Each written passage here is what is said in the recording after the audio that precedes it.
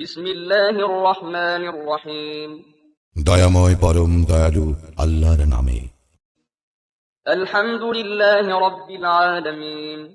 সকল প্রশংসা জগৎ সমূহের প্রতিপালক আল্লাহরই, আর রহমানির রহিম। যিনি দয়াময় পরম দয়ালু, মালিক ইয়াউমিদ্দিন। কর্মফল দিবসের মালিক। ইয়াকা না'বুদু ওয়া ইয়াকা নাস্তাঈন।